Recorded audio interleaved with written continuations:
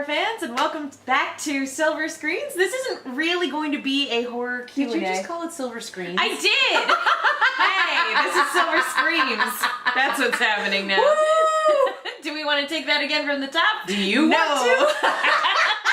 This is your channel. We're committed. No, welcome back to Silver Screams. I'm Megan. I'm Katie.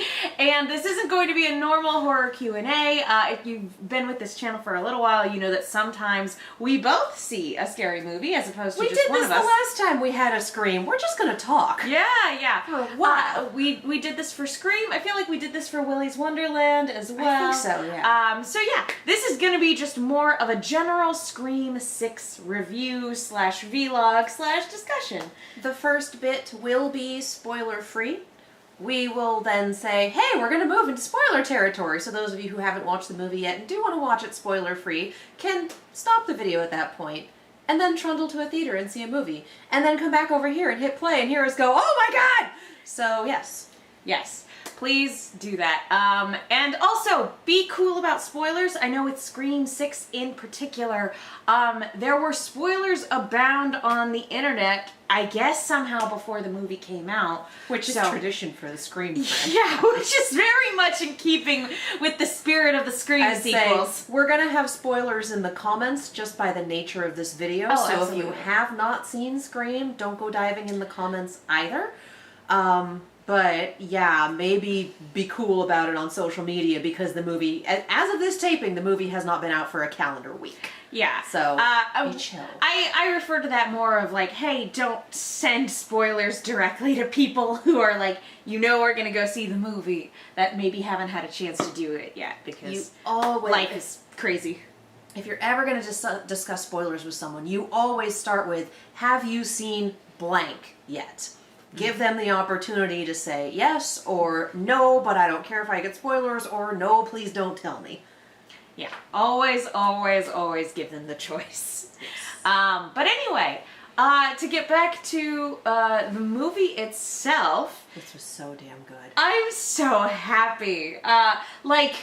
I was over the moon in the lead up to this movie being released, and I am very pleased to say that it did not disappoint in any capacity. God, yes.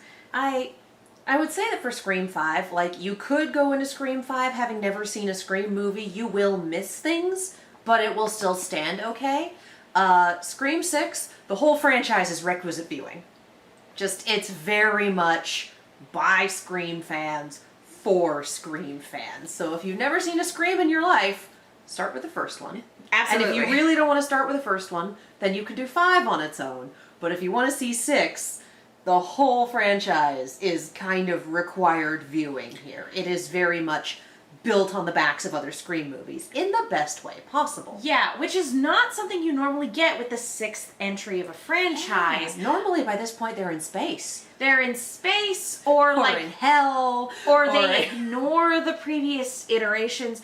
Or it's already been rebooted. And or a music video director has taken the reins, or... Yeah, the wonderful thing about Scream, regardless of what your actual tier list is that it is consistently the highest quality horror franchise, I think, in history. I don't think there's any other horror franchise that is as consistently on point with every iteration, with every film that comes out. I mean, don't get me wrong, a lot of horror franchises have lots of enjoyable stuff. Yeah. But in terms of consistent quality, Scream is where it's at, and this is no exception to that. Well, Scream has also never fallen victim to the direct-to-video curse.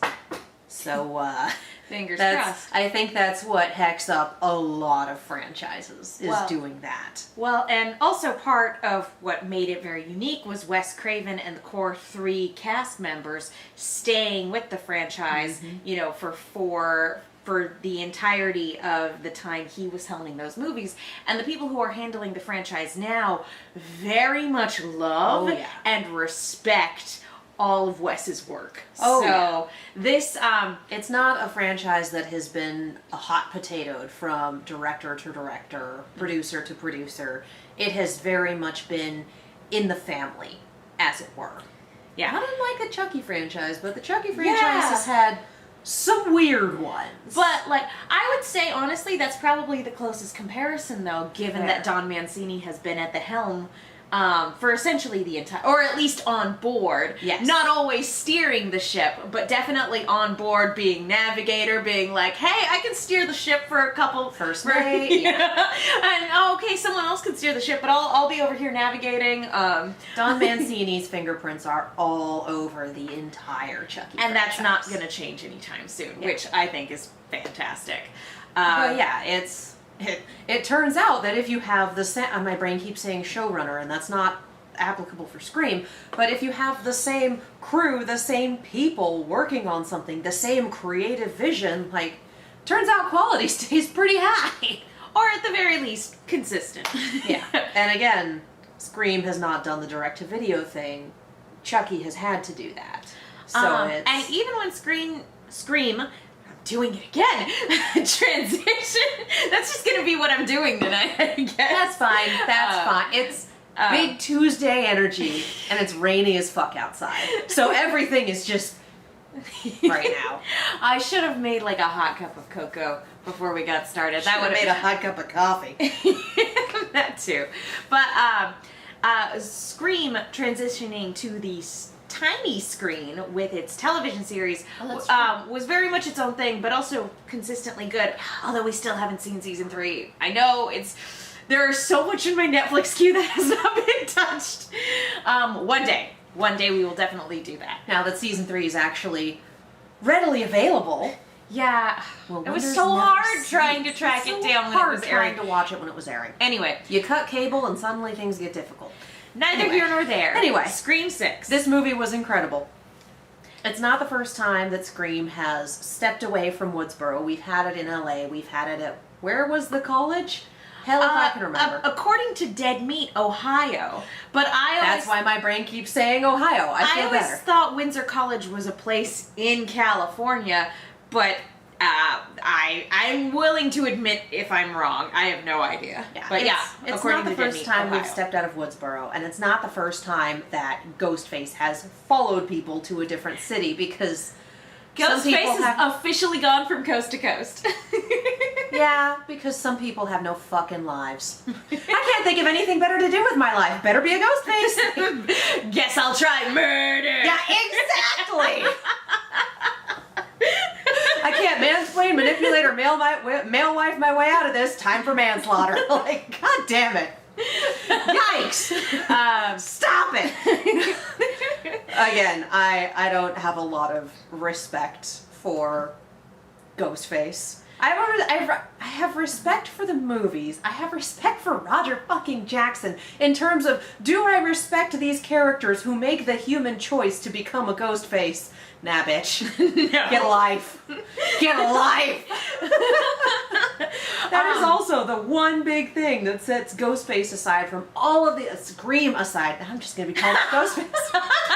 That's the one big thing that sets Scream aside from all of the other big horror franchises, is that Ghostface is a different person behind the mask literally every time, and also they are extremely mortal. It's none of this, oh, we killed him. He came back from hell. He lives in your dreams. There's voodoo magic. His corpse We're got not quite struck sure. by lightning. We're not quite sure how the fuck this guy came back. We thought he was just a really big human, but okay. Whereas Scream's like, nope, these people are dead. Oh, hey, Ghostface came back. Oh, it's new people who just think that this is a good idea for some godforsaken reason. There are, And this movie plays with, some people think this is a good idea for some godforsaken reason. Yeah. It's really... I really like this. Like you said, this is a very rewarding watch for longtime fans. It gives a lot of longtime fans a lot of really cool things to get excited about. Our audience definitely was clapping and cheering. We can talk about casting, right? Like, that's pretty cool. Yeah. That, like... Kirby. Yes. Fucking Kirby. Bringing back Kirby. I have missed her. She's great. Exactly. And there are a couple really cool shots and sequences that are really tense. Yeah, there's a lot to really love here if you're a Scream fan, or even just a fan of horror in general. But really, like you said, building upon the movies that came before it, this feels very rewarding in a way that very, very few horror franchises are. Like Child's Play, I would also say probably not the most recent Halloween movie, but Halloween 2018, throwing in enough Easter eggs and references, even though it wiped the canon clean. Still, Halloween kind of needed it. yeah, it's fresh. Again, Went some talking places, there was a cult. talking about things that, like, you know, bounce from director to director and writer to writer. But the yeah, this is really fun. All of the characters are really likable and fun. I think, and like, it's really fun as like looking at all the parallels to other Scream sequels. I will say that I think some people will probably be a little let down by the actual murder mystery of it. I watched it with a friend. I saw it twice. And I watched it with a friend who very much was able to predict what happened very, very quickly. But a lot of Scream sequels are sort of a little lackluster in the Ghostface reveal. I mean, nothing's ever going to top the initial Ghostface reveal. Yeah. But I still think there are enough twists and turns to keep you guessing, especially if you're not... She's also very much a big, like, movie person where she's, like, watching, like, a hawk. And... I was gonna say, that particular friend being able to call it, I think, is kind of the Spider's George of all of us. Yeah. An outlier and should not be counted. But even... She's too good. Even if you see some things coming, there, like I said, there's still enough surprises in there. And my God, some of these kills are brutal. They are! 5 and 6 got real intense for what is pretty much a bloodless series. Like Scream and Scream 2 and Scream 3, not as much Scream 4 because it came out 10 years later, but those Scream movies coming out in the early 90s and or late 90s and early 2000s were very much they kept getting their hands slapped by the MPAA, and so they were like, fine, I guess we'll take out the blood. And now the MPAA is like, we live in a post-Saw era. Thanks, Jigsaw. Okay. Fine. We've lived through a subgenre literally called torture porn. It's fine. I guess. But like, woo, that Overton window shifted. So yeah, like the and I would say that even this one, it's not like super gory like a lot of those movies, but it is intense. Like the violence. Look, by the time we hit the third kill, I was closing my eyes for the kills. Yeah, but like I can only handle so much, and it was just like, I don't think I want to know how they're going to execute this one. I can hear it happen. Okay, it's done happening. Oh, I was wrong. We are lingering that shot. All right. Yeah, but that's me, and I don't always have the highest tolerance for gore. For not being the most quote unquote gory franchise. Like, it's not like, you know, Saw is a good comparison. It's not Saw levels where you're like seeing a dude's head get twisted around. But there is more like than one. We put the knife in and then we twist it in this movie, and every single time it was just the violence it's not the most violent franchise, but in these two latest entries, it's really visceral. This one in particular. Oh my God. Like those impacts, they come fast and hard, and it's just like, no, stop! Again, cut it out! Because this franchise is so grounded. We don't have any supernatural elements at play. We don't have anything larger than life going on. We don't have someone making saw traps or, you know, kidnapping people to a hostel or what the fuck ever. Like, this is a person in a mask doing a murder. So because it's so grounded and because there's none of that supernatural or suspension of disbelief, there is some suspension of disbelief, but not to the extent some movies have. It doesn't ask as much of you as other franchises. Yeah. Every time someone gets stabbed, you're like, oh, they're gonna die. Yeah. And that's not always correct, as we know from these movies. Sometimes you get stabbed and then you're okay. No, every time somebody gets stabbed, I'm like, oh, they're dead. Oh, they're Like, dead. oh no, oh no. And again, because I've come to And like almost these characters. almost every time someone got stabbed in this movie, there were a few instances of, but almost every time someone got stabbed, it was, oh no, I like that one. Yeah, that's exactly what I was about to say. Because I've grown very fond of these new characters. There were one or two instances where somebody got stabbed, and I like one instance in particular where I literally yelled. I was like, ah!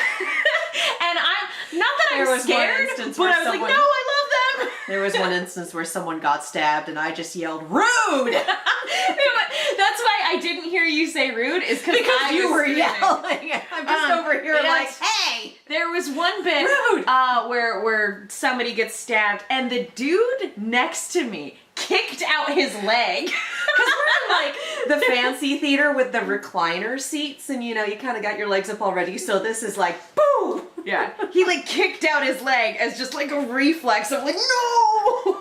And there were lots of moments like that in this movie. And again, one of the really fun things about seeing it with a crowd is seeing the crowd clap, cheer, and collectively scream together. Oh my god, yeah. So fun. So I think that basically does it for our spoiler-free section. Amazing cinematography, highly recommended. Definitely has some homework if you haven't seen, like, I've never seen Scream 3, but like, I got the gist. But if you've never seen a Scream before in your life, you're gonna want to see the Screams before you go see the Scream. You'll be, I'd say you could probably still follow along the sequence of events okay. I think they do a good enough job of explaining the... Yeah. But it's also a direct sequel to the previous Scream movie. So, like, you're still going to be a little lost. They give you enough context to know what's going on for the most part. There will be one or two things where you're like, what? Honestly, I would say if you're not up on your screen, you'll get maybe 50% of the intended experience. Yeah. So... like we said, it's for fans. Yeah, it's heckin' good though, you guys. Like, it's real good. Highly recommended. Go watch you a Scream 6 in a theater with an audience. Go nuts. Yeah. It's a good time. I think we're ready for spoilers. I think we are. Okay, here's your official spoiler warning. 3, 2, 1. 3 fucking ghost faces! Oh my god! There are 3 of them! It finally happened! Holy fuck! You just say the two single best moments of the movie, because it's not just one single best moments of the movie, but the 2 best moments of the movie.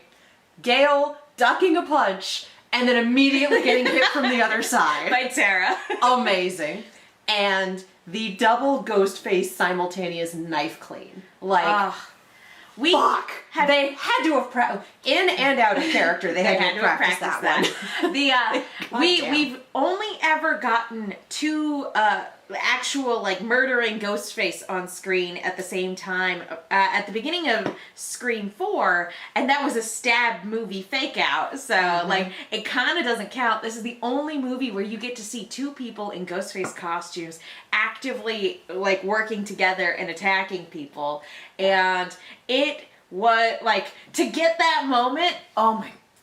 It was glorious. Oh, good. That was something I did not know I always wanted. And that came right on the heels of Chad being stabbed, which was when I yelled rude and she was screaming, because it's like, I would really like Chad to not die. He's my new favorite. I like him. I actually screamed when Tara got stabbed from behind while they were kissing. Yes. Which I ship it now. I didn't know I shipped it while I was watching Scream 5, but now I ship it. It's like, yeah, no, I'm here. I'm here for it. Let's go. But yeah, so that entire sequence of that, him getting wrecked, and then the double clean, like, that was an extremely intense 5 minutes. That's an emotional roller coaster right there.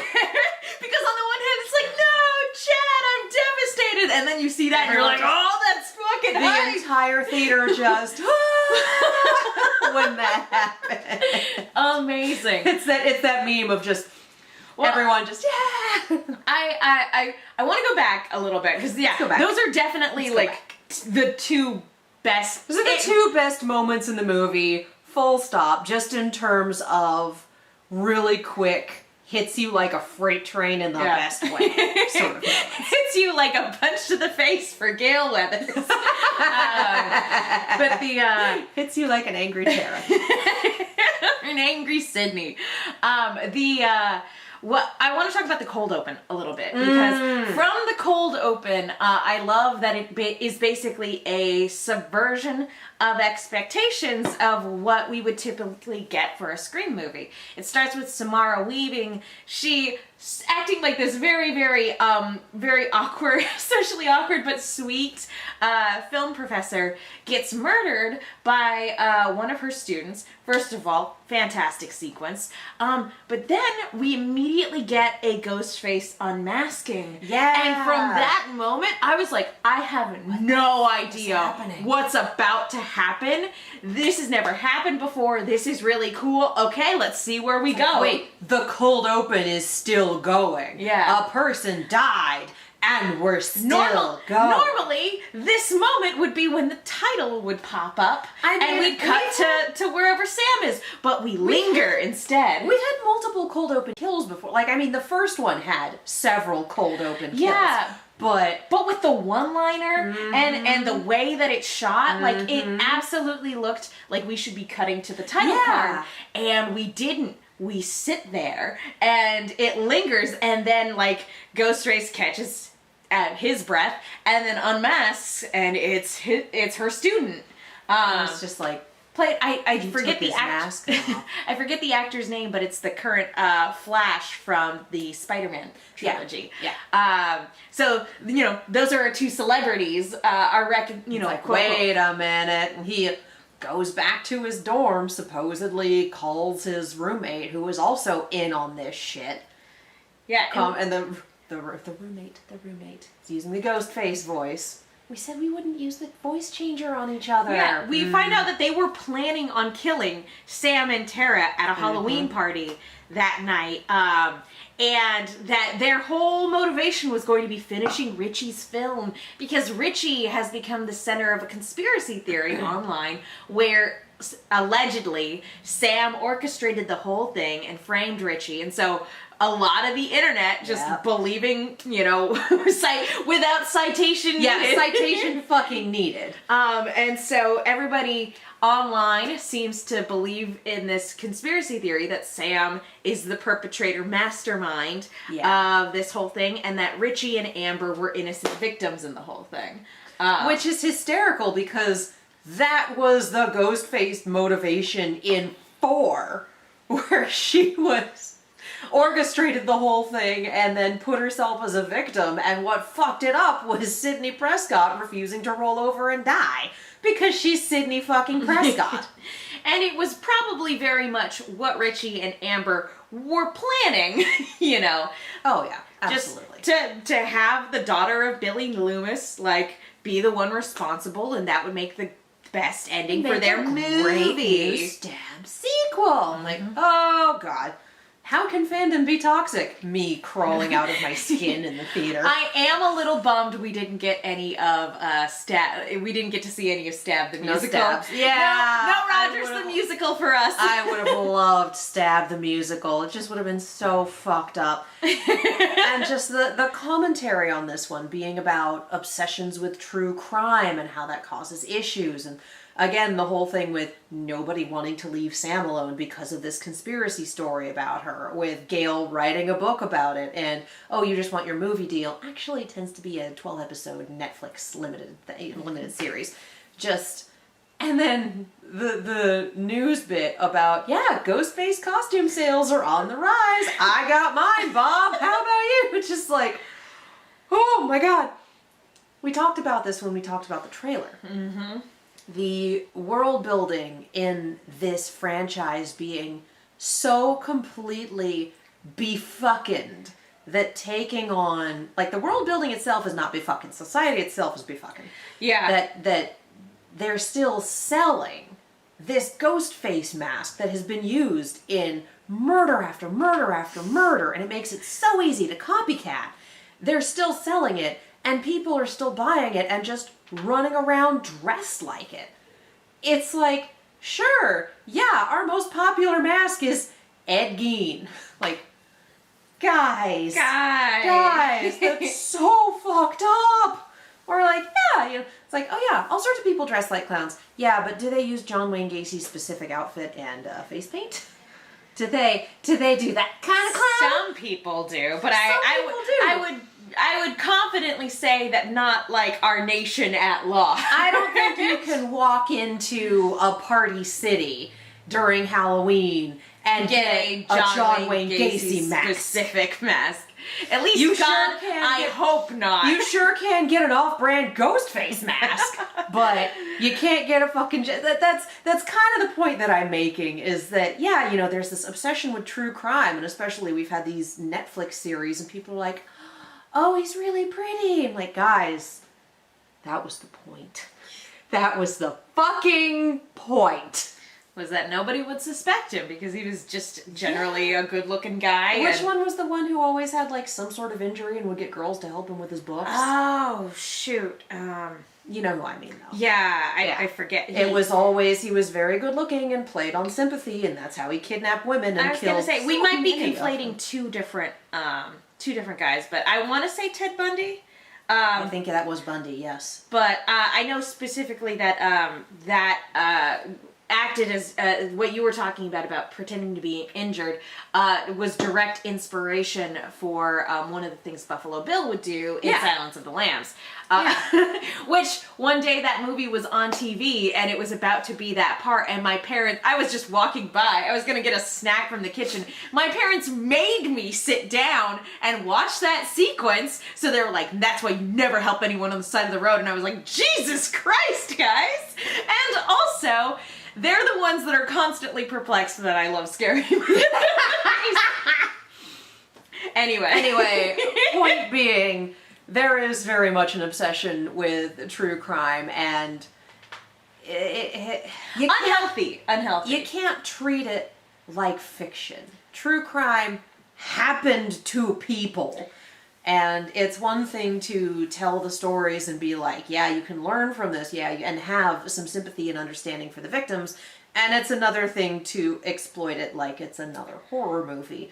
Yeah. And this is kind of what we're looking at for this most recent Scream, is this exploitation and this, for them, it is true crime. They've lived through it and they're the victims. And we've kind of tapped into this culture because one of the ghost faces, Quinn, was the one who started the rumor online, and it took off because people are so willing to look at a victim and go, but what if it was your fault? Yeah, and her brother Ethan, that's it's a family. Fuck Ethan, though. Her brother Ethan and their dad Bailey, it's the three of them working together because they're Richie's family. They're getting revenge on Sam. But for the second Scream 2, you killed my son. Yep. Once again, Snaps. it's like, Snaps. You ever take a step, and I love the, great parenting there. Right? You should say. But Ethan makes the point of like, it's not enough to kill somebody, you have to assassinate their character first. Which, there is something, you talked about it, their story being exploited. I really like that this movie taps in to the root of what Scream, where Scream initially came from, because Kevin Williamson had been watching a sensationalized true crime documentary, and it had freaked him out, and so he called a buddy to talk about scary movies, and that's sort of where the idea kind of germinated and sort of sprung from. That's where it initially came from, and that has kind of been a consistent through line of like this weird push and pull between real life tragedy and the media, that like the way the media exploits it, or sort of and kind of like devalues the tragedy itself for entertainment purposes, while also being a love Gail letter. Weathers has always kind of been like, that's her point. Yeah. That is her. That's why that raison character d'etre is here. in these, yeah. And in her own words, it's what I do. Just you said you wouldn't write about it. Well, if I didn't, someone else would have. It's like, What would Dewey say? Honestly, he'd probably be like, Gail, and then good job, honey. Gail. I miss him. Yeah. I miss him. No, you were the one that pointed out that Chad is the new Dewey. Yeah. He keeps getting rolled out on a stretcher, but he's Kay. He's fine. He's I'm good. so glad Kay. he's alive. Oh, me too. Him and Mindy. Yeah. And Mindy I miss the monologue again. Honey, I'm so happy that they're both okay. on the one hand, it's like, honey, your priorities. And on the other hand, it's like, I'm so glad that's what she can be upset about. It was Instead of her brother's death. I loved her doing that. It was such a Lisa Simpson moment of like running up, guys, I know the answer, please. And then they're like, well, you're kind of right. But what I was saying is that there's this through line. I like that this latest movie, which doesn't talk a lot about like kind of new technology, and not enough time has passed from the last movie to sort of really dig into new technology like that, kind of like the fourth one did.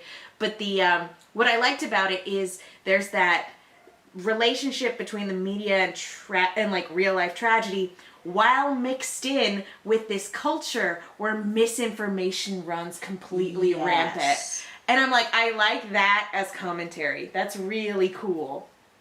Because that is a lot of what Sam is having to deal with, is that she is a recognized face now because she's a survivor of, the latest fucking series of Woodsboro murders, but also because this rumor has turned all of this on its head and made her the victim.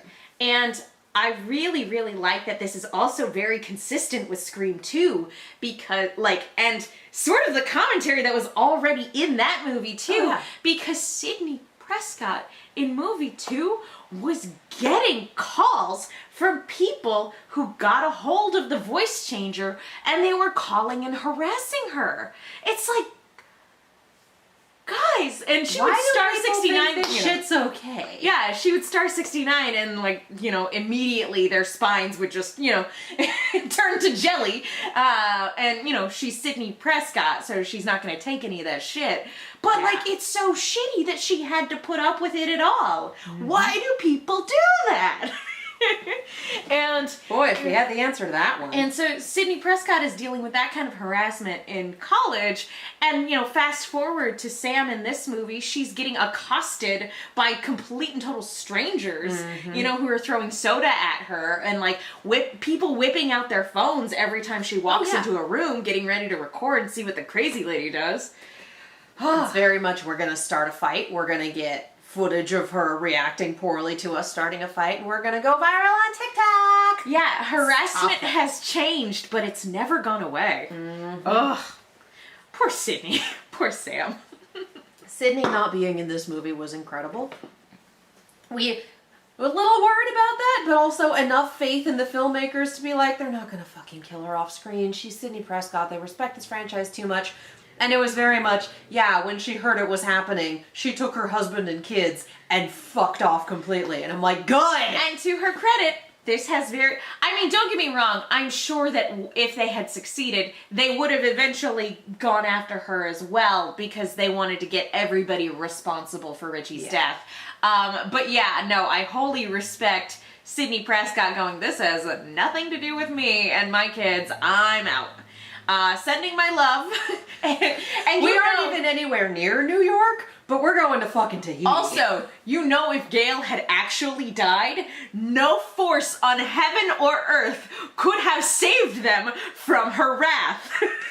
We were making jokes about this off camera a week or two ago about, we want a Ghostface who is fully aware of the wrath of Sidney Prescott and fully just does not want her involved at all. Just the idea of, I want to do the whole Ghostface thing, but not with her around. Everyone who goes up against Sidney Prescott dies.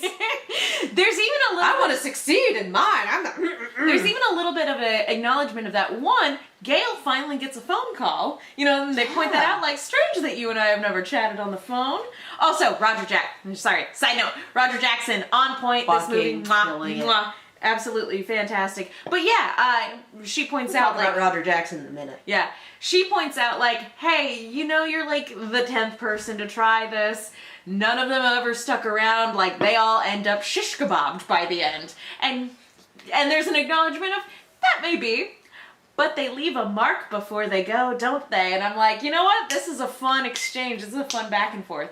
I really loved the way that whole phone sequence went. Yes. And again, just the cherry on top of the scene was Gale, like, Ghostface doing his little knife, or sorry, their little knife twisty thing. And, you know, Gale just being like, could you hold, please? Huh? And just and then Roger Jackson's performance of that just little befuddled, huh? It's so good. Hanging up, calling them back, and the phone ringing in the closet, like, Gail, I love you. Beautiful. Gail, you're amazing. But yes, Gail, what a queen. Roger Jackson. Roger fucking Jackson, again. Still killing it after all this time. Fucking seminal performance. Unbelievably good. And I think just the bits that stood out to me is, again, we have 3 unique ghost faces. We have an adult man and 2 college-age students. And just the fact that there was one point, and I can't remember what conversation it was, but we had a ghost face line, and I leaned over and went, boy, that one was whiny. It was, Sam gets a call there in, I think, Central Park, or it's supposed to be Central Park. In the spirit of a lot of this, even though it takes place in New York, a lot of it was shot in Quebec. Yeah. But I think they're in what's supposed to be Central Park, and Ghostface, they're trying to trap Ghostface, and Ghostface calls Sam, and she picks up the phone, and instead of saying hello or who is this, or she just goes, you're gonna die, you know. and Ghostface's response is, no, you're gonna die. And it's just like, yeah, I don't know which one. I think it was Quinn. Ethan. Oh, I think Ethan. No, because Ethan was in the van, and Bailey was in the park, so it was Quinn. Would've been Quinn, you're right. But you know, she's a teenager, and they're both very whiny brats. And also, she did make a comment towards the end about having stabbed both Mindy and Gail. That's fair. So yeah, and it makes sense to have Quinn doing a lot of the quote unquote heavy lifting because she's faked her death already. Yeah, exactly. Like, supposedly she was a kill earlier on. We saw it happen. It's like, well, no. And of course, her dad being the one on the case meant that he could go and just kind of swap things out. Like, you swapped your daughter with someone who's not your daughter. How did you get a different police? Yeah, less I know, the better. But you're absolutely right. Scream out here like, oh, Dewey's dead? ACAB, baby! You're absolutely right. And that's something else that the Scream franchise has been really good at, and I think it's a testament to both Roger Jackson's vocal performance and the directing that he's usually getting, is that, yeah, every Ghostface, it's the same voice, but a lot of times the intention, because the person behind the voice every single time is different, being able to capture their manner, their vocal mannerisms, I guess. Yeah, it's really, really cool to just see him work. And in the previous movie, we had gotten to hear him do some new stuff with that cold open, which was really cool. And I think this movie doesn't give us anything as unique as, like, getting to hear him try something new, like at the beginning. But every character that he does in this movie, he absolutely nails. Oh, yeah. And I'm very happy that he finally gets his end card. Yeah. Because he very much deserved it from the start. And I mean, we also had someone, because it's happening over Halloween. This all happens over the span of like 3 days or so. And it's all around Halloween. So, you know, it's multiple days of parties and costumes. Because that's what Halloween is when you're an adult, is multiple parties and costumes. It's a good time. But just going down into the subway, there's a split second where someone dressed as Mojo Jojo is walking the other way. And there's also another minute where someone dressed as the bride from Ready or Not is in there, because that's the studio that did Ready or Not. Radio Silence. Radio Silence, thank you. They're doing these Scream sequels now. It's so beautiful. Good. It's very much, again, they have a lot of respect for the franchise. They get it. So it's like, yay, I'm glad we have somebody who gets it. But yeah, we talked about Kirby. Yes. I fucking love Kirby. It was so good to see her again. Can we talk about Kirby? I love Kirby. That's all I gotta say. She's great. I very much liked having her here. I very much liked her character motivation. And like, I can very easily see the film nerd from that movie going through this traumatic experience and being like, I'm going to become an FBI agent and be so scary no one's going to ever want to mess with me again. And just Kirby sitting down with Mindy and kind of having that little horror movie face off. I'm like, okay, no.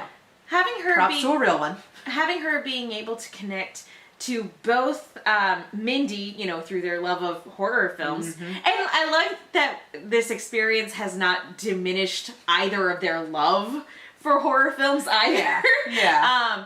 But she's able to connect with Mindy on that level, but also Tara in like a really kind of cool, like, hey, like, I don't want to say like big sister sort of way. I mean, but like being able to connect on that level of, I've been through this, like, believe me, I understand what you're going through. I literally have the scars from this and then getting stabbed through it again. Just like, come on! There were so many fake outs in this movie. Yeah. Like, the way they cut away from Mindy's was like, okay, she's probably going to be fine. I thought Chad was going to die. I thought Gail was going to die. I thought Kirby was going to die. Like, there was a lot of, there's a few moments where it's like, oh no, Gail for sure is dead, and Chad for sure is dead. I will say, Chad, again, you know, being the series' new Dewey, which Dewey also got shish kebabbed in Scream 2. Times. So, like, again, talking about parallels with this movie and Scream 2 specifically, but oh my goodness, the, when Chad got wheeled out at the end of the second time I saw it, Chad getting wheeled out, there had been one group that was in the theater where one girl had been screaming, like, through most of the movie, just like legitimately, I'm scared, screaming. Honey. When Chad got wheeled out, but I think she was having a good time. Like, I think it was fun screaming, because when Chad got wheeled out, she stood up, in the theater and yelled, "He's alive!" And look, I know that sometimes when people are a little too rowdy, or if they yell during a movie, it can be obnoxious and annoying. We definitely ran into that the second time we watched the Sonic 2. This was not. This was absolutely endearing and hilarious. Shout out to that girl for absolutely making my day. Oh, yeah. Just, he's alive! Just like, There was a lot of, how did you survive that? Like, Kirby got fucked up a couple of times. And then at the end, she still had the strength to turn the Stu Macher TV over on Ethan. Which, to be fair, Scream fake-out deaths are not unusual. They're not unheard of. But there were quite a few. Again, with the intensity of the violence in this movie, it's like, so, like, the fact that somebody comes back after a fake-out like that, you're like, how? How are you alive? Don't get me wrong, I'm happy about it, but how?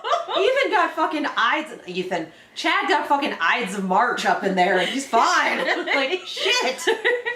Ethan deserved everything he got. That yes, he did. Fucker. Just, I keep going back to, they did fix the housing lottery. Yeah, he was rooming with Chad, and the whole idea was to get close to the Core 4. Core 4. When we meet Ethan, it's him and Chad, it's the Core 4, as it were, at a frat party, at a costume party, and Ethan's just being kind of shy, and Chad is trying to introduce him to a girl that he's been, He's trying to be a good friend. He's trying to be a wingman. He's being a wingman, he's being an all-around good He's trying to boost Ethan's confidence. Yeah. So it's just, and Ethan's whole thing about, I have to room with some jock whose name is literally Chad, and I'm like, he had your back, you jackass. Like, he was literally doing everything he could to help you in the best way he knew how. And you walked into this with so much hatred, you didn't even bother. Which, Chad is a sweetheart. And you're all terrible. I've seen, I think it's a Mary Sue article talking about the resurgence of the horror himbo. I'm like, yes! Oh! Yes! I'm gonna have to read that article. I want to know what other horror himbos make the list. I can't remember. Well, they gave past examples, and they're like, it's a trope that kind of died out, but it looks like we're getting it back with Chad. Aw. Yeah, I'm here for this. Fun. This is fun. He's good. He's good people. He's very good, and he's the one that comes up with the name Core 4, and everybody else is like, nope, that's a terrible name. We're not doing that. Team and then, 3-star. And then, yeah, like 2 minutes later, they're like, okay, Core 4. We're gonna regret this, All right, but fine. Core 4, fine. And then at the end of the movie, Core 4, baby. And can we talk about the hot guy across the hall? Danny! We've gone this long and we haven't talked about Danny Haven't yet. the hot guy across the hall. Boyfriend red herring, first of all. Yes. But I also really appreciate, because they really double down on the can't trust anyone, especially in the rules monologue for this movie.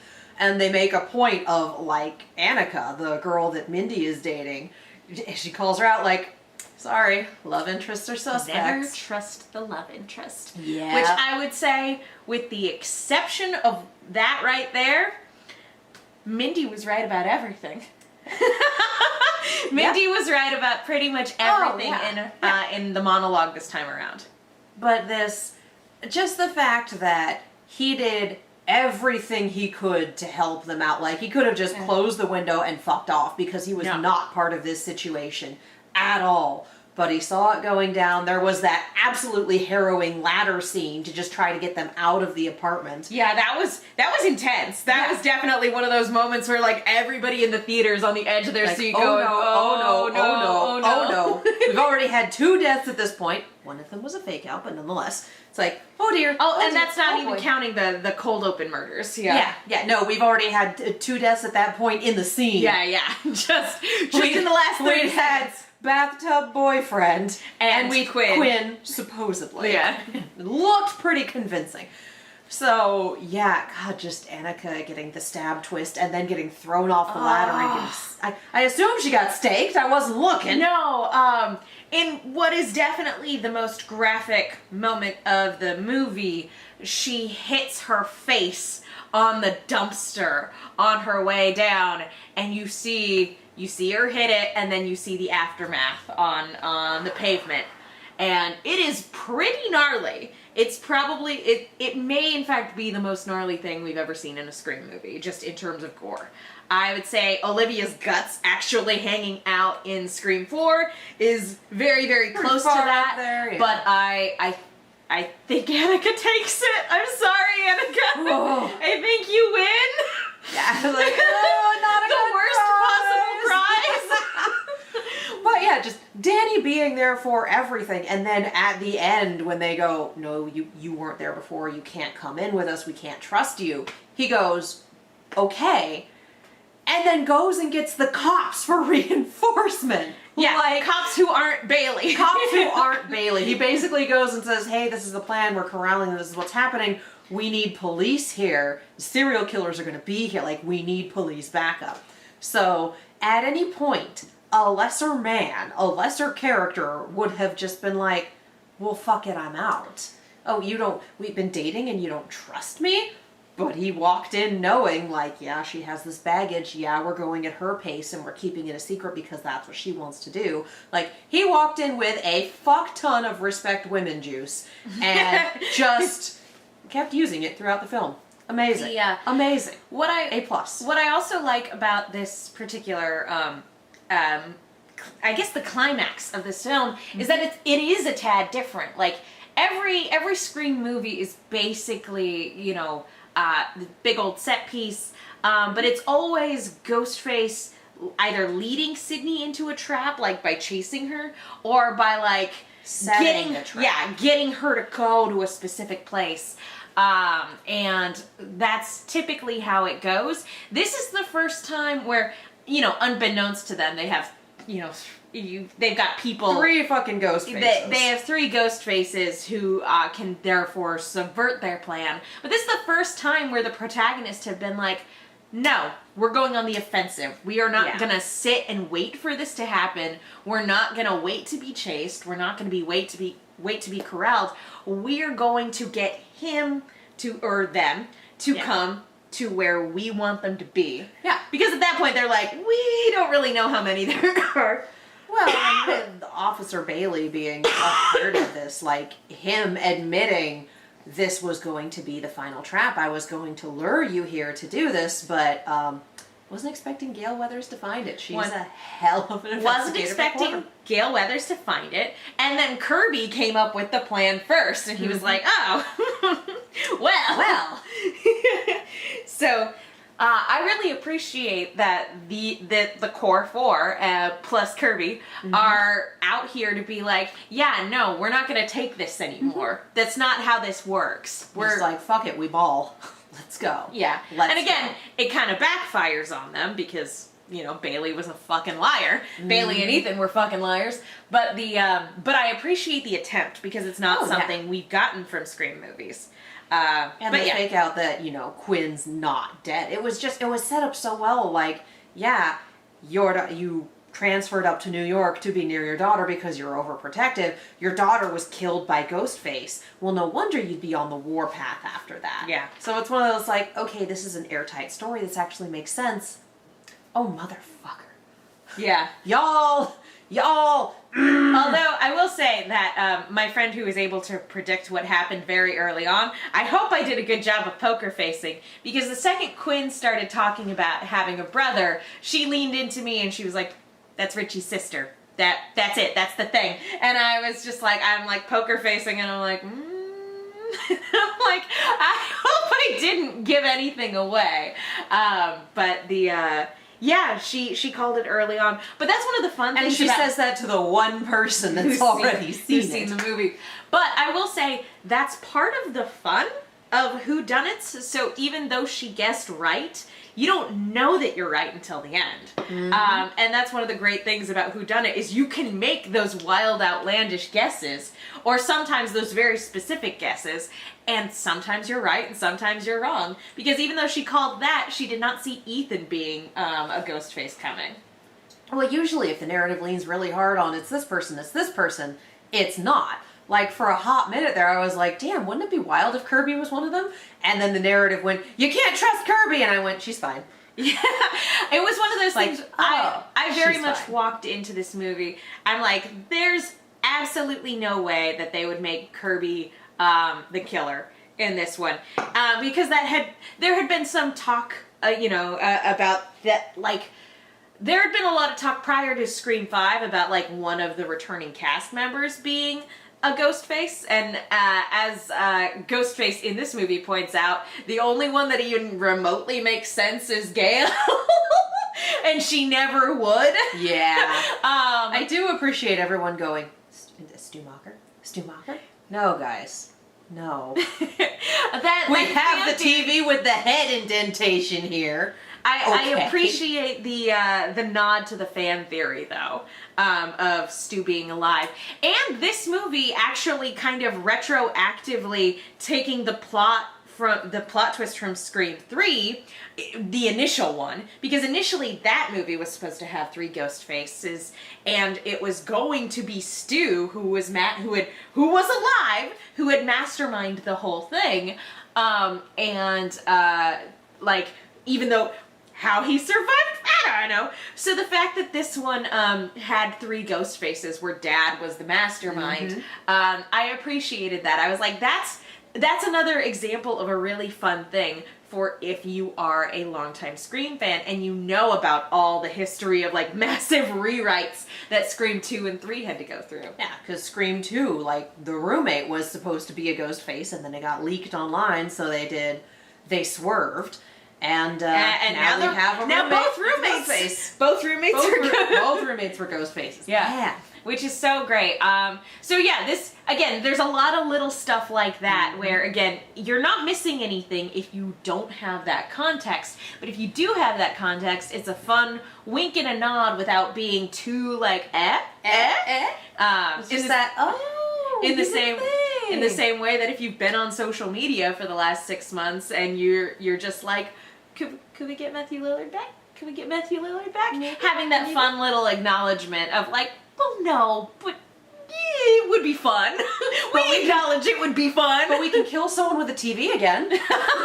The same TV, Here, even. we're going to prove that it is darn near impossible to survive this by killing another one. Same fucking TV. I saw that in a scary movie once. I really loved that Amazing. one-liner. Fucking Kirby out here killing it. Yep. And somehow we have managed to spend this whole time not talking about Sam's arc. We talked about her situation. Yeah. But we haven't talked about the arc, about her being extremely overprotective of Tara for very good reason. And I love how they kind of wrote their mom out with like, yeah, mom disowned Sam, and when she refused to talk to her again, Tara cut contact with mom. It's like, that's fair. That is, honestly, and that's very casting believable. their mother ever. I was talking to somebody who's like, so are we going to get their mom in the next one? And I'm like, I don't know. Well, if her mom gets her head out of her ass, maybe. We'll see. But yeah, so none of this is your daughter's fault. Either of your daughter's fault. You gotta chill. But get some therapy, but not from the therapist in this movie because he was terrible. yeah, not from the therapist that's going to drop his client like a hot potato the second she starts being honest after he really pressed her for details. Yeah. And I'm just looking at this going, okay, he's awful. I also wonder if they make the comment that Sam's in New York working 2 shitty jobs to pay rent. It's like, I wonder if this was all her insurance would cover. Or probably one of the only... Because it said that she's gone through multiple therapists. And like makes the comment, you're just like the rest. Yeah. When she leaves. Because the only people that either she could afford on low income or that would take reduced rates or that her whatever the heck she has for insurance would cover. The American healthcare system is a fucking nightmare, even more so if you're trying to get mental health care. It's very... Ask me how I know. It's very terrible, and everybody in this movie needs therapy. One of my favorite lines is Tara going, I'm gonna get so much therapy when this is done. Because Tara's also trying to just put it behind her and not deal with it.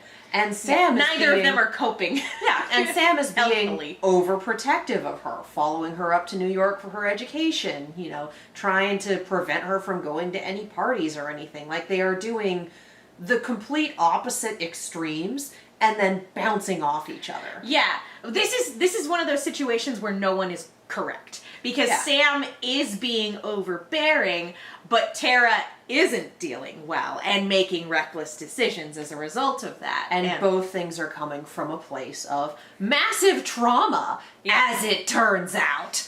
So, it's one of those things where neither one of them is right and they're both valid, but they're both valid in their perspective. And Sam is also dealing with the entire internet twisting the knife and people thinking that they can just walk up to her and be assholes about it. Like, that it's their right to do so. There's a lot of not being treated like a real person going on in Sam's life. Mm-hmm. So it's real easy to dehumanize somebody that you dislike on the internet, you know? Yeah. So she's having a rough one, and she's continuing to have the fact that she even has this relationship with Danny, and that he is so good about her boundaries and whatnot. It's just like, oh, thank God. Yeah. Oh, thank God. He even says, like, don't even trust me. Like, do what you have to do to, like, get through this safely. Yeah, absolutely. And just the fact that we do get more Billy hallucinations, like, I appreciate that in the conversations with the therapist, she's talked about, like, she's taking different meds that are working better. She's making the effort to go to therapy, even if she's getting burned by all of these therapists who just can't handle it. Like, for one, did none of them ever fucking Google her? Really? Like when she's talking with her therapist and she finally tells him the whole story of what happened, like, all of the stuff she's saying are verifiable facts that everybody should be aware of on account of this being a national news story. But he acts like she just confessed to it. And I think what he was getting at was he was afraid that she was implying that she was going to hurt people. But, like, when I first watched this, I was like, what are you reporting to the authorities exactly? Because he's like, I have to report this to the authorities. It's like, she didn't threaten anybody. She didn't say she was going to do anything. Like, literally, she just told you what happened and how she felt about it. And, like, wanted your help with that. And he was like, well, I got to call the cops. Like, a therapist might need a little time to readjust themselves after hearing that, because it reframes how you think of someone, it reframes how you approach things. But his response was the wrong response. Yeah. But yeah, just very much her saying, like, yeah, I killed someone and I liked it. Help. Yeah. Because, like, you're not supposed to like that sort of thing. And she's got all the baggage of, oh, you're Billy Loomis's daughter, oh, it runs in the family, yada, yada, yada. And we kind of circle back with, like, the hallucinations of Billy, of him saying, you know, when they find this shrine to his crimes and the legacy of murderers who follow him.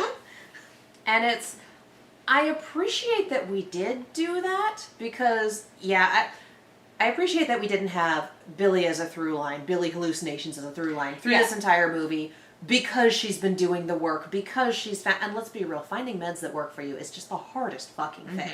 But she's done it. But a metric fuck ton of stress can really mess with your brain, even if you are on the right medication. So I'm not surprised at that point in the proceedings that she was having the hallucinations again. But seeing the choices that she makes, for one, to do just a metric ton of stabbing in order to prevent her sister from being killed, but also walking out with her dad's Ghostface mask and leaving it at the scene in the same way that the Baileys had been leaving Ghostface masks at previous attack scenes, just to kind of bookend it, and also to be like, I don't need it, it's not me, I'm not doing that. Yeah. It's, it mirrors the ending of Scream 2 of Sydney walking away with her head held high. It's very much in that same spirit of, it was great. Let's be real, having to take a life will fuck you up. Yep. Like, she was very much in a kill or be killed situation, especially since when you knock a ghost face out, it seems like that lasts for about 35 seconds and then they res. So, like, it's very much a kill or be killed double tap situation. And even if it's if I don't kill him, he will kill me, my sister, everyone else here, like, even in those situations, you still have to sit back afterwards and deal with the ramification of, I just ended that life. Yeah. So, yeah, good on her for figuring out her meds, doing her best to go to therapy, even if the therapists were not great. Good on Tara for going, yeah, therapy time. Just therapy, good. Talking about that climax in particular, very cool to see her pull a Sidney Prescott and put on the cloak and use the voice changer to call her would-be murderer. I very much appreciated that. That was very cool. The sheer amount of finding out that went on in that climax between 3 different ghost faces, just the hitting in the face with a brick was incredible. The brick was great. The TV was great. Die a fucking virgin was great. And the whole, you need to let me go. Yes. And then just that bit, capping the arc. Yep, right there. So good. Tara, doing what she had to do to take care of herself, and Sam trusting her to do that. Yes. Absolutely fantastic. Because that's what neither of them were doing at the beginning of the movie. So, love that we come full circle. I also really loved the inverse of what we got in Scream 5, where Red Right Hand played diegetically and then went into a non-diegetic, for the rest of the scene. This one did the opposite. Red Right Hand started playing non-diegetically, and then it switched to being diegetic as the credits of Richie's home movies were rolling. I cannot get over Richie's homemade stab movies. Like, there's nothing wrong with playing around in a franchise that you like. There's nothing wrong with fan fiction. There's nothing wrong with fan creations. That is a good, fun, creative thing to do. Where he went wrong was actually murdering people. I feel like I do have to say that. It's like, yes, there's nothing wrong with making fan films. Sometimes the homemade fan films are just super fucking fun. It's so messed up for that to go from, I'm making my own, to, well, this franchise is terrible, so I'm going to get more source material by, doing some more murders, and then they can make a better movie off of those. Like, wow. I'm wondering what footage of Jack Quaid they were pulling from. Like, I'm wondering if Jack Quaid has like a YouTube channel that he had when he was younger or something, and they got permission to use it for the purposes of Richie, Maybe. Making a home movie. Or they just had him in and they filmed And him. they just de-aged it and then like added visual effects to make it look like an old movie. Possibly. That's one of those things where I'm like, did Bitty Jack Quaid have a YouTube channel? That's adorable. Yeah. That's That would be really funny. Like, he made his own little Scream movies and then he starred in one as a Ghostface. Oh no, It's fun not the movies themselves. Like those, I'm sure that they just let down. Fair. I'm talking about like the bits where he's sitting in front of the camera and addressing the audience, and it's being projected onto the screen while Bailey looks up and is expositing as ghost faces are wont to do. The fact that we got a little bit of Bailey chewing the scenery after Quinn's death, it's like, I feel like that should have been a tip-off. And for me, it wasn't quite. It is upon a second watch, because he walks out of that crime scene, his eyes are super puffy, and he's crying, and he's like, my family's gone, and he looks at Sam, and he goes, I want to get this guy, and he makes eye contact with her. He's like, you fuck with my family, you die. And she goes, on that we agree. So good! Oh. Scream movies are so excellent upon a rewatch. It's so great. Yes. And I was I was sitting next to several people who hadn't seen it. And Well, so yeah, you were I had watching it Saturday. We watched it Thursday night opening weekend, and then your second showing was Saturday opening weekend. So it's like, I had to fight so hard not to do like a chef kiss motion or just like a little, yeah, that was amazing. but just the, oh, I see what you did there. Just like, oh, that's how you write a screenplay. So this movie's incredible. Mm-hmm. Really good. Extremely well done. I'm sure we'll get a Scream 7 at some point. There is also a part of me who's just like, let them rest. I mean, Please, for the love of God, let them rest. If it continues on, like Kirby says, call me anytime. And so if it continues on, there's definitely more, I think, that the core four can do, and what those movies can say, and everything like that. I wouldn't be opposed to a Scream 7. But if this is the end, I think Sam putting down her dad's mask and walking away is not a bad place to let things sit for however many years before Paramount decides to boost their IP. Yeah. As Honestly, Mindy says. I would love a spin-off series with Kirby as like Benoit Blanc. Yes! Coming in for not supernatural mysteries, but like Different masked slashers. serial killer shit. Yes. Oh my gosh. Yeah, Yes. put Kirby I would be in a Friday the 13th. Someone in fucking Hoboken is like, I'm gonna do my own Scream, and Kirby shows up like, bitch, you thought. Not on my watch, kid. Bitch, you thought. Someone in Illinois is like, I think I could get away with it, and Kirby's like, no. Just, that's what I want now.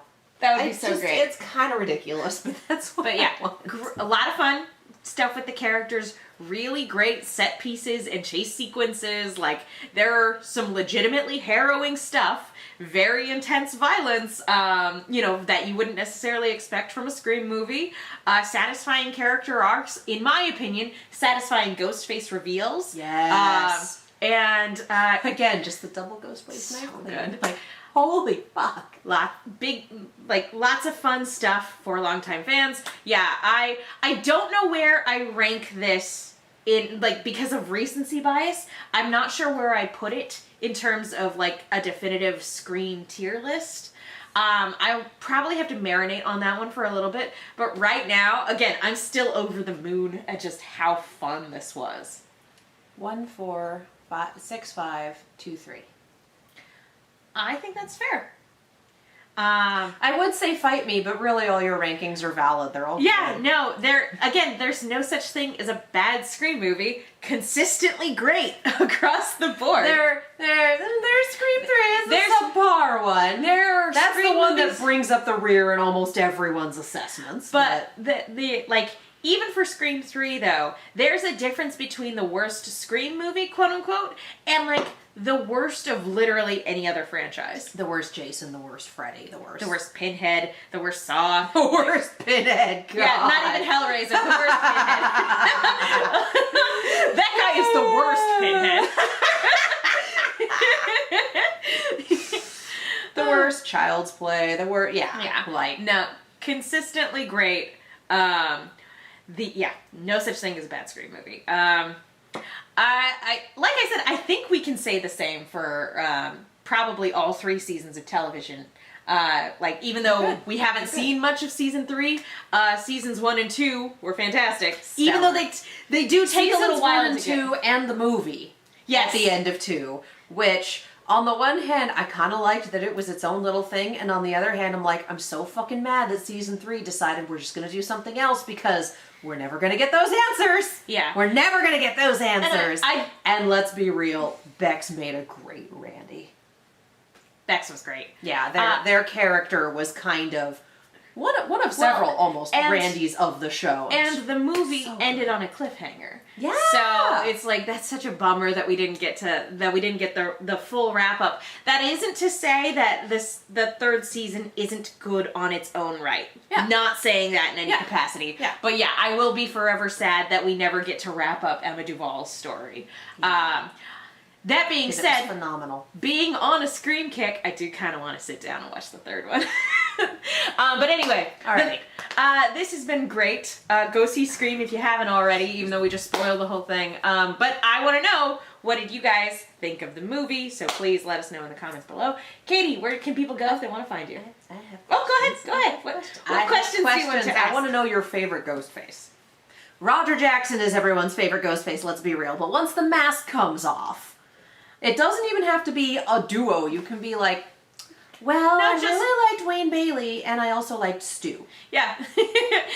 My first thought was Stu. Because Matthew Lillard's performance is what pretty much unhinged. It's unhinged, and it's also what every subsequent Ghostface channels when they do their mask reveal. Like, regardless of their motivation, they channel Stu Macher. I honestly, I would argue that every subsequent Ghostface is either a Billy or a Stu. Fair. That's fair. Because Scream 4, we very much had the Billy and the Stu. They both chew the scenery, but in different ways. Yes, exactly. We have the I'm the mastermind, I'm the one in charge, I know what I'm doing, and we have the I'm here for the ride. Billy chews the scenery with nom nom nom nom nom nom nom, and Stu chews the scenery full on giant. Absolutely. Going full feral. Yeah. Shakes it like a cat. That is how that works. So yes, you can categorize every Ghostface into a Billy or a Stu. Yes. The maniacal plotter or the fuck it we ball. I would say Stu, and actually I really like Jill. I really like Jill Roberts' motivation in terms of you had your 15 minutes, now I want mine. She's the Billy of that. Yeah, exactly. The other guy was the Stu. I really appreciated that. I don't know if I would rank her above the OG pair, but I like Stu and I like Jill. I think those are my 2 favorites. I really like fucking Scream 5, the guy. Oh, Jack Quaid, yeah. Just that Richie. fucker. He's fun. I really enjoy How can fandom be toxic is such a good line. Oh my God, leave me here to die. What an incredible line. And also, if you agreed with that line, we might need to talk. Yeah. I love that both talk about fandom and yep. I love that both Scream 5 and 6 show instances of the internet being really helpful for people, like Tara using it to cheat the trivia game in the cold open of 5. Mm-hmm. But it's also very much looking at the way Sam is treated in 6 and looking at the toxic fan culture that spawned Amber and Richie, and basically the new Scream sequels are basically going, the internet was a mistake, guys. The entitlement of fans who think that they own the thing that they are fans of. Mm-hmm. we've all had those things that like, oh, I really enjoyed this, and then shit happened. Like, we've all had that. We've all had the show that dropped off. We've all had the movie that had the sequels that were terrible. I have a podcast called No Love Lost. We've all had that. But also, there's a difference between going, well, I'm just going to take this and I'm going to go to my little corner and I'm going to write my fan fictions, or I'm going to do my spec script for my fan film, or I'm going to do whatever. And there is going after the people who made it or the people who were in it and dumping your vitriol on them. Don't do that second one. That's bad. That's bad. That's extremely rude. And also, it's as fans, we will never have the full insight to what happened. There are NDAs that will last for years. For those going, the fuck is an NDA? Non-disclosure agreements. That will last for years. You never know who makes the final decision. You never know where the buck stops. So heck, you might it's be a wonder that Scream 2 and 3 are as good as they are. Yeah. Considering all the behind the scenes stuff that, you know, that the crew and cast had to deal with. Mm-hmm. So you never know what happens. You never know where the buck stops. You never know who actually made the decisions. You never know when an executive decided that they wanted to direct the story instead of the writer, the director, the people actually creatively involved. So you will never have the full story for the production of your favorite thing or the thing that you liked until it fucking betrayed you. It's okay to be upset that things went poorly. It's okay to be upset that the thing that you like is something you can no longer enjoy. It is not okay to fuck with the people who made it. It's just not. Find your own corner of like-minded angry people to scream with, and don't put on a mask and do murders. Definitely. Don't do that. It's one of those, I feel like I shouldn't have to say it, but at the end of this video, I feel like I need to say it just to kind of cover the bases. just to cover the bases. Do I think anyone needed to hear that? God, I hope not. But we're saying it anyway. And that's not to say that, like, media criticism should, like, that we should steer away from that, or that you're not entitled to your opinion. You are absolutely entitled to your opinion, and media criticism and media literacy are extremely important. Pay attention in your fucking English class. Yeah, exactly. And also be open to other people's perspectives. Like, you know, if maybe you didn't like something, maybe be willing to hear from somebody who did. And, you know, for fans, I would be interested, for people who maybe weren't as on board with this movie, I would be interested in hearing what they have to say, even if I don't agree. Everyone has different experiences that they bring to the table, different perspectives. No two people have the exact same life experiences, so what you've been through, what you think, who you are, colors the way you consume media. Absolutely. And that it's not a bad thing. You just need to understand that about yourself. Yeah, and sometimes listening to a difference in perspective can change your mind. Yeah. Again, 4 seasons of a podcast that, you know, No Love Lost, I have an appreciation for a thing I had entirely written off. That I, you know, and I'm like, oh, having this conversation, I can appreciate the good stuff that I had previously just, you know, waved a hand at because I didn't like how something ended. And that's something I really like about the Scream franchise as a whole, too. It can be critical of the toxic nature of fan culture and about sort of us as a society being desensitized and commodifying and like tragedy in the form of entertainment. It can be critical of those things while also still finding ways to please fans and celebrate horror in like in all of its different forms. Like it's incredible. Scream is a very intelligent franchise. Yeah, it's good shit. It's good shit. And I will be smiling about it for probably weeks on end. All right. Okay, so I killed your sign off by That's going on my own tangent. No, and again, just talking about it more, just like, yeah, this franchise is so good. It's so good. All right, on that note, Katie, where can people go if they want to find you? You can follow me all over the social medias as well as on YouTube and Twitch at Kiaxet. That is Kiaxet. If you like reaction videos and discussion of non-horror things, they live on that channel, including our current Ruby reactions, which yeah, we're behind, but tech problems are tech problems, you know? That's a good time. I am also on a weekly show called Nighttime at the Nerd Bar on the Fanversation YouTube channel, where my co-host and I just talk about all things nerdy. I talked about Scream 6 on our latest episode a little bit. We cover anime, we cover gaming, we cover movies, we just cover all sorts of fun stuff. We have a live chat, we have fun, so that's 7:30 Pacific on Monday nights at the Fanversation YouTube channel. Join us. And I'm Megan. You guys can follow me on Twitter and Instagram at TheMenguin. That's TheMenguin. Be sure to follow Silver Screams at Silver_Screams. Like us on Facebook, all that jazz. I also have a podcast, as I just mentioned, called No Love Lost, where my co-host Will Link loves Lost, and I don't. We talk about it, but yeah, spoiler alert, sometimes talking to somebody with a different perspective can change your mind, or you can agree to disagree civilly. Yes. God. And sometimes it's also just fun to debate good-naturedly. Yes.